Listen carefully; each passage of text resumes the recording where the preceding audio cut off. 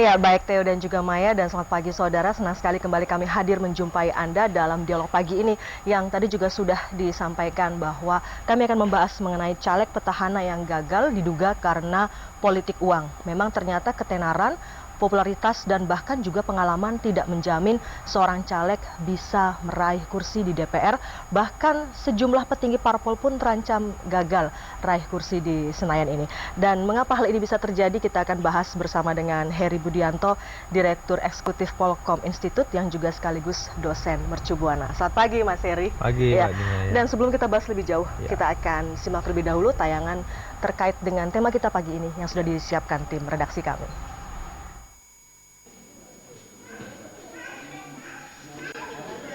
Pemilu legislatif 2014 seakan menjadi proses regenerasi karena mayoritas yang akan mengisi kursi sebagai wakil yang terhormat adalah wajah baru.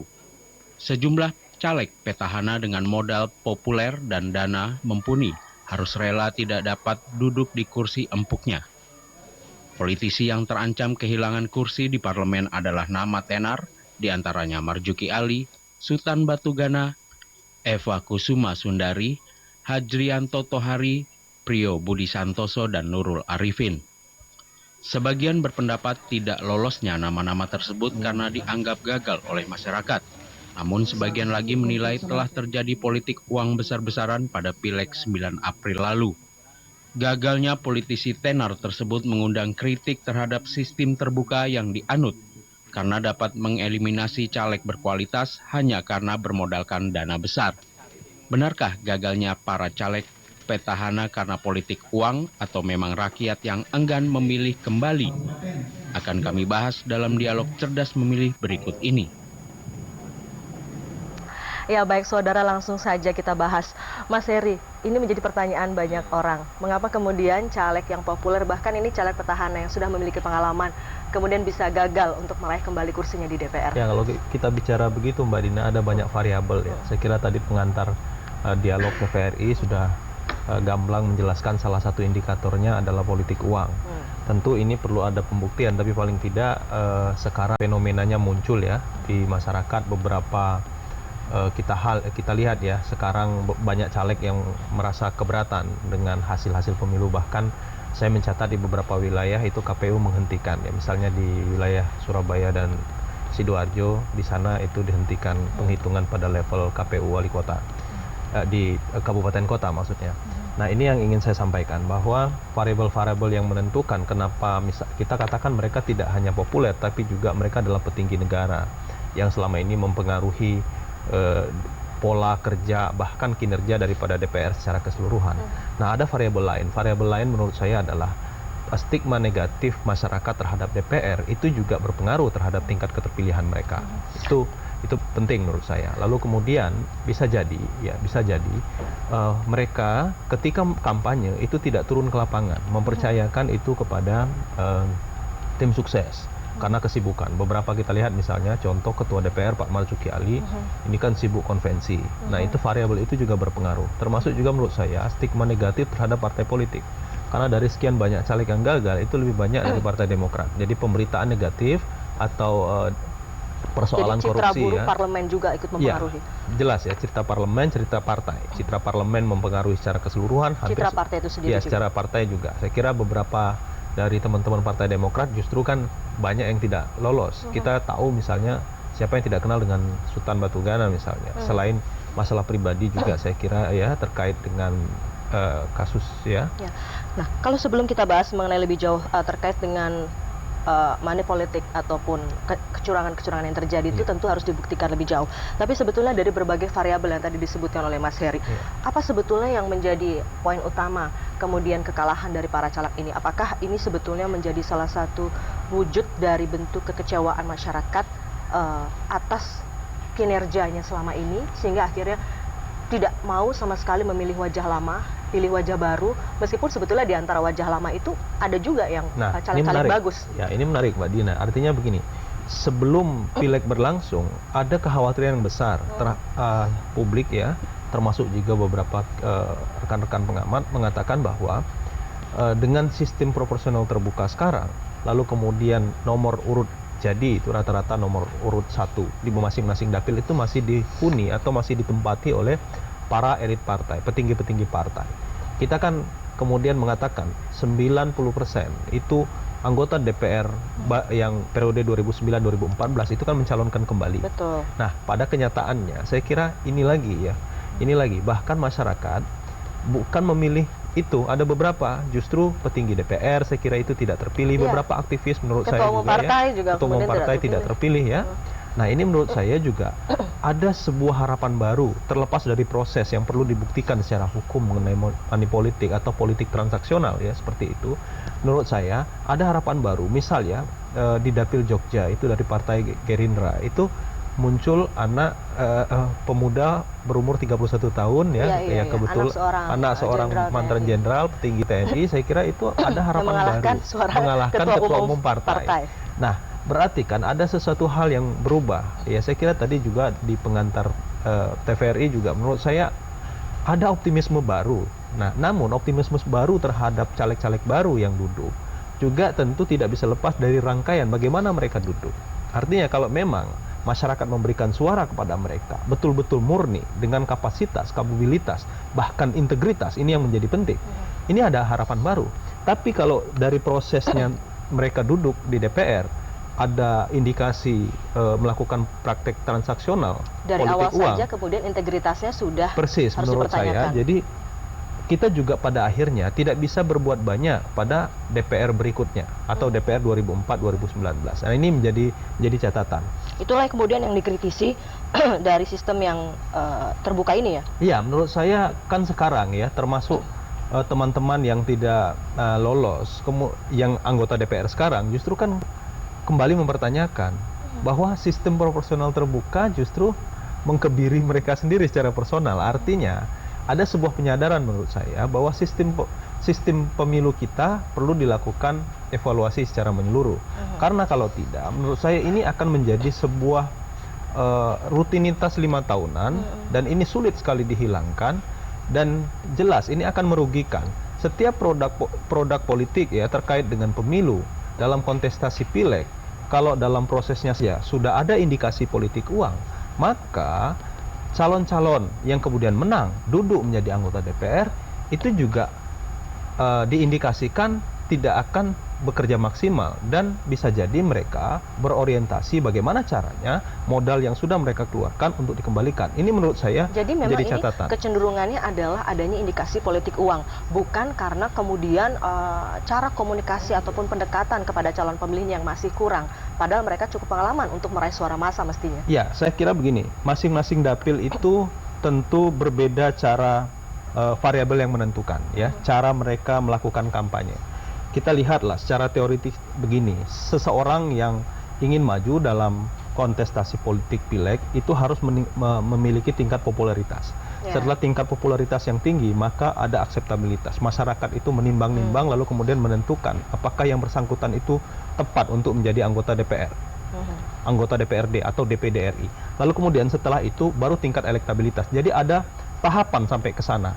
Nah, inilah menurut saya ketika hanya modal, jadi elektabilitas itu tidak mempunyai signifikansi dengan popularitas. Tapi di beberapa wilayah, contoh ya di dapil Jember dan Lumajang itu Anang Hermansyah itu leading. Artinya apa? Dia memperoleh suara yang besar di Kabupaten Jember dan diterima karena apa? Memang dia popularitas di sana, lalu kemudian sosok dia sangat lekat dengan masyarakat Jember. Artinya di beberapa wilayah itu perlakuannya berbeda dan kasusnya berbeda-beda. Tidak bisa kita general dari 77 dapil semua itu masalahnya sama. Ya. Tapi mungkin seperti yang disampaikan tadi oleh Mas Heri bahwa ketika seseorang ini populer, namun dia tetap turun ke lapangan, turun ke daerahnya, melakukan pendekatan langsung dengan pemilih, itu mungkin yang terjadi dengan Anang Hermansyah. Tapi dengan dengan caleg yang lain, barangkali karena overconfidence gitu, dia sudah merasa sangat populer sehingga kurang. Begini, ada masing-masing beda. Saya melihat, mengamati misalnya, contoh Mbak Eva Sundari misalnya, itu selama 5 tahun selalu turun ke dapil, lalu kemudian merawat dapil. Artinya tidak kurang-kurang Ibu. Nah, tapi ada hal-hal, variabel-variabel di luar itu yang kemudian berubah 100% peta karakteristik pemilih. yang sudah dirawat dapilnya lalu kemudian sudah di maintenance, artinya dia turun ke dapil, tidak menjamin juga kemudian tingkat keterpilihannya. Artinya apa? Ada variabel yang berpengaruh. Variabel apa? Bisa jadi variabel indikasi politik uang tadi, bisa jadi variabel yang lain misalnya politik transaksional, karena berbeda Mbak. Kalau politik uang itu biasanya caleg misalnya memberikan uang kepada pemilih. Tapi kalau transaksional bisa jadi itu masuk kepada para penyelenggara pemilih, mulai dari tingkat TPS, PPS sampai kepada PPK. Kan indikasi itu kita bisa lihat sekarang kan sudah mengemuka ya, tapi semua menurut saya harus dibuktikan. Dan Bawaslu ya, sebelum ke Bawaslu tentu pihak-pihak yang merasa dirugikan itu harus melapor kepada panitia pengawas pemilu. Dan bahkan kalau sampai ke tingkat pusat menurut saya Bawaslu harus memberikan sebuah kepastian atau ini harus diusut sesuai dengan mekanisme undang-undang pemilu kita.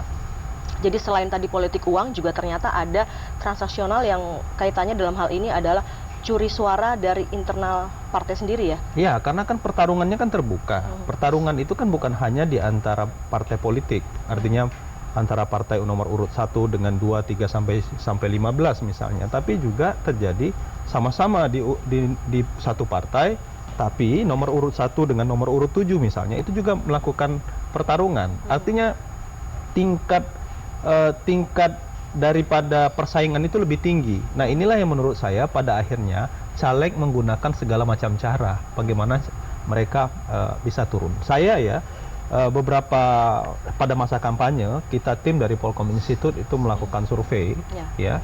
Kita melihat bahwa indikasi atau arena di lapangan itu melakukan sebuah bagaimana caranya mereka itu untuk mendapatkan suara pemilih itu dengan berbagai macam tipe. Jadi ada yang melakukan perjanjian dengan pemilih, ada juga tipikal mereka itu yang adem-adem saja dulu, nanti menjelang hari tenang baru mereka bergerak, macam-macam.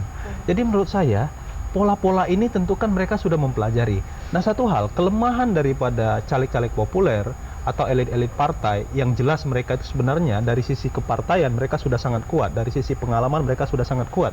Tapi dari sisi konsolidasi menurut saya lemah. Kan 2009 indikasi-indikasi ini sudah terjadi.